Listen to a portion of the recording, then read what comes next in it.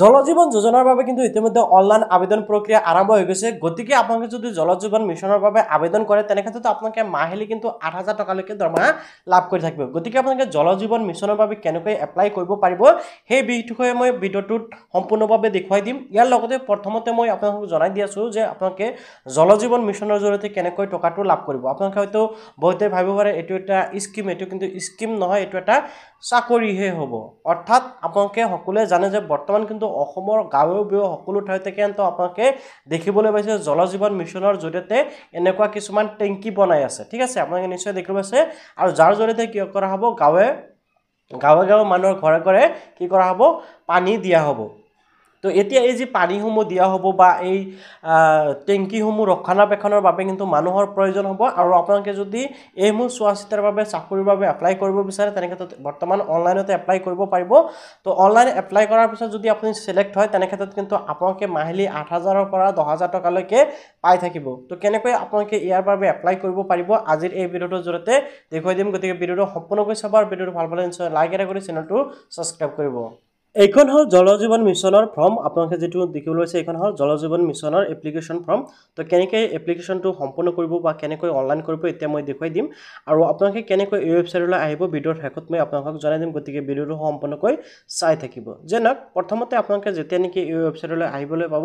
অহাৰ পিছত আপোনালোকে দেখিব পাব individual and organisation self registration form বুলি আহিছে তো ইয়াৰ পৰা চাওক আপোনালোকে ইন্ডিভিজুৱেলত ক্লিক কৰি অৰ্গেনাইজেশ্যন বা ইন্ডিভিজুৱেল আপোনালোকে সিলেক্ট কৰিব পাৰিব তাৰ পিছত ইয়াতে চাওক আপোনাৰ নামটো দিব লাগিব ইন্ডিভিজুৱেল যেটো মই সিলেক্ট কৰিছো আপোনাৰ নামটো ইয়াতে দিব লাগিব তাৰ পিছত ইয়াতে চাওক আপোনাৰ ফটো দিব লাগিব যোনজন ব্যক্তিৰ বাবে এপ্লিকেশন কৰি আছে সেইজন ব্যক্তিৰ ফটো কিন্তু ইয়াতে আপলোড কৰিব লাগিব ফটো আপলোড কৰাৰ পিছত আপোনালোকে ইয়াতে দেখিবলৈ পাব জেন্ডাৰ আপোনালোকে জেন্ডাৰৰ সিলেক্ট কৰাৰ পিছত male female third gender and other আপোনালোকৰ যোনটো হয় আপোনালোকে হেতু সিলেক্ট কৰিব লাগিব মহিলাসকলৰ ক্ষেত্ৰত ফিমেল এণ্ড পুৰুষসকলৰ ক্ষেত্ৰত মেল হ'ব ঠিক আছে তাৰ পিছত ইয়াতে আপোনাৰ আইছে এডুকেশনাল কোৱালিফিকেশন ঠিক আছে আপোনালোকৰ এডুকেশনাল কোৱালিফিকেশন কিমান আছে আপুনি কিন্তু মিনিমাম 10 পাছ হলে ভাল হ'ব যদি আপোনালোকে মেট্ৰিক পাছ কৰা আছে তেনে ক্ষেত্ৰত কিন্তু আপোনালোকৰ বাবে চাকৰিটো পোৱা ইজি হৈ যাব ঠিক আছে আপোনাৰ 8 পাছ হলে আপোনালোকে এপ্লাই কৰিব পাৰিব অসুবিধা নাই বাট 10 পাছ কৰা সকলৰ বাবে বেছি ভাল হ'ব অৰ্থাৎ মেট্ৰিক পাছ বা হায়াৰ সেকেন্ডাৰী পাছ কৰা সকলৰ বাবে বেছি ভাল হ'ব 8 পাছ কৰা সকলেও কিন্তু ইয়াতে এপ্লাই কৰিব পাৰিব যেনক আপুনি যিমান পাছ কৰিছে সেই হিচাপত আপোনালোকে দি দিব ইয়াতে মই দি আছো আপোনালোকে দিয়াৰ পিছত ইয়াতে আপোনালোকে দেখিব পাব কাৰেন্ট এড্ৰেছ ঠিক আছে কাৰেন্ট এড্ৰেছত কিন্তু আপোনালোকে ইয়াতে দেখিবলৈ আছে এড্ৰেছ ইয়াতে কিন্তু আপুনি কি কৰিব লাগিব ফুল এড্ৰেছ আপোনালোকে দিব যেনে আপোনাৰ ভিলেজ তাৰ পিছত আপোনাৰ পিওস অৰ্থাৎ পোষ্ট অফিস তাৰ পিছত আপোনাৰ পিএস অৰ্থাৎ থানা তাৰ পিছত আপোনালোকৰ ডিস্ট্ৰিক্ট তাৰ পিছত আপোনাৰ ষ্টেট এণ্ড আপোনালোকে পিন নম্বৰটো দিব তাৰ পিছত ইয়াতে আপোনালোকে দেখিব পাব সিটি বা টাউন আপোনালোকৰ সিটি বা টাউনৰ নাম যেটো হয় আপোনালোকে এটো বহাই দিব দিয়াৰ পিছত ইয়াতে আপোনালোকে দেখিবলৈ পাইছে ষ্টেট ইয়াৰ পৰা কিন্তু সিলেক্ট কৰিব লাগিব ষ্টেট আপোনালোকৰ যোনটো আমাৰ কিন্তু সাধাৰণতে অসমৰ পৰা বসবাস কৰি আছো তো আসাম ষ্টেটটো আপোনালোকে ইয়াৰ পৰা সিলেক্ট কৰি দিব ওকে আসাম ষ্টেটটো সিলেক্ট কৰাৰ পিছত ইয়াতে আপোনালোকে দেখিব পাব ডিস্ট্ৰিক্ট আপোনালোকে ইয়াতে ডিস্ট্ৰিক্টত ক্লিক কৰিব এণ্ড ইয়াৰ পৰা আপোনালোকৰ যোনটো ডিস্ট্ৰিক্ট হয় আপোনালোকে কিন্তু ইয়াৰ পৰা বিচাৰি ওলাব লাগিব ঠিক আছে আপোনালোকৰ নিজৰ নিজৰ ডিস্ট্ৰিক্টটো সিলেক্ট কৰিব কিনো আপুনি যোনটো ডিস্ট্ৰিক্ট সিলেক্ট কৰিব আপোনাৰ সেই ডিস্ট্ৰিক্টতে কিন্তু কি হ'ব মানে চাকৰিটো লাগি যাব তো আপোনালোকে ইয়াৰ পৰা ডিস্ট্ৰিক্টটো সিলেক্ট কৰি দিব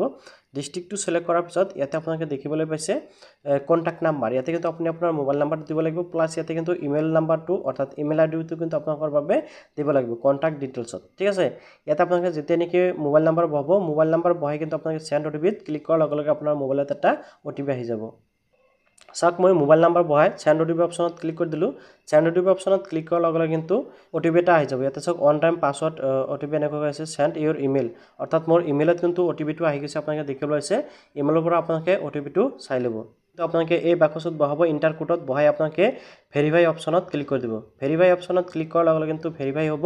ভেৰিফাই হোৱাৰ পিছত আপোনালোকে দেখিবলৈ আছে ওটিপি মেটচ বুলি দেখুৱাই আছে আপোনালোকে দেখিবলৈ পাইছে তো তাৰ পিছত ইয়াতে চাওক আৰ ও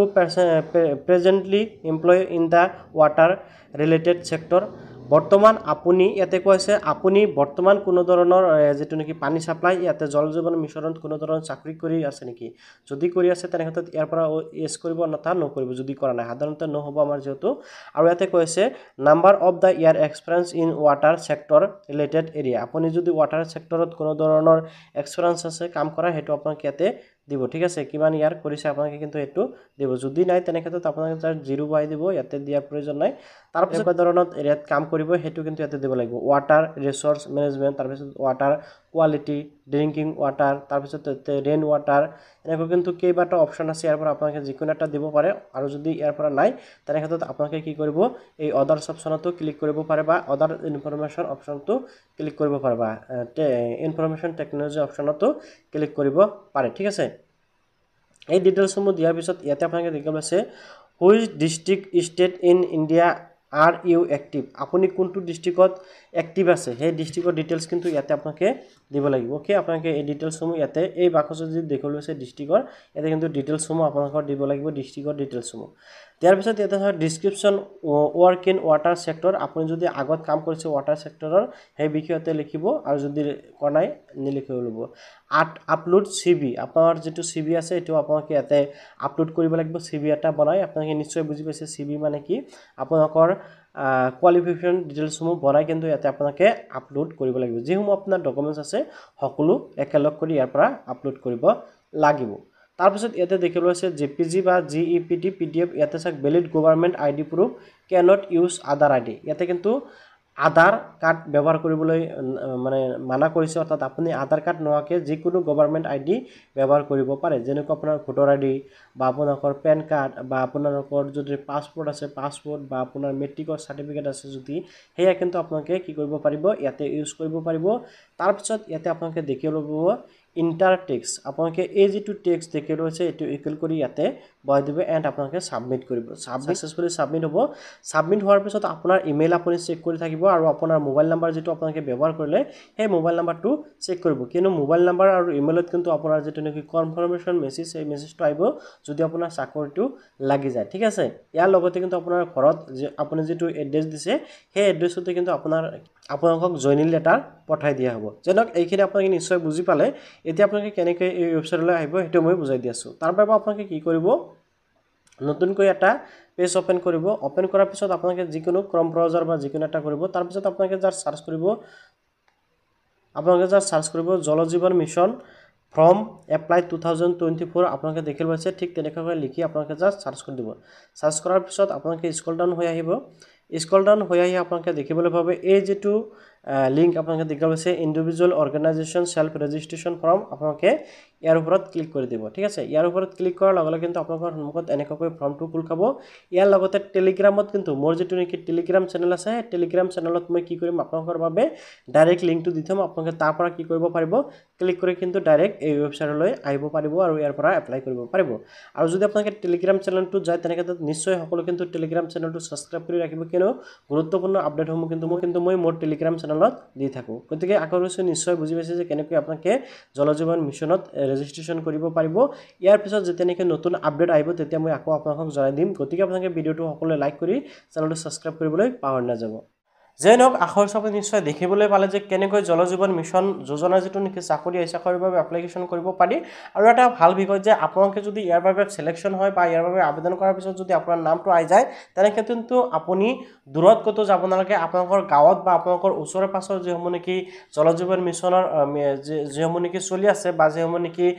টেংকি আছে তাৰ ওচৰতে কিন্তু আপোনালোকৰ মানে চাকৰিটো হৈ যাব যেনক ভিডিওটো ভাল পালে নিশ্চয় লাইক কৰিব চেনেলটো সাবস্ক্ৰাইব কৰিব আৰু যদি আপোনালোকে কিবা জানিবলগীয়া প্ৰশ্ন আছে নিশ্চয় কমেন্টত জনাব পাৰিব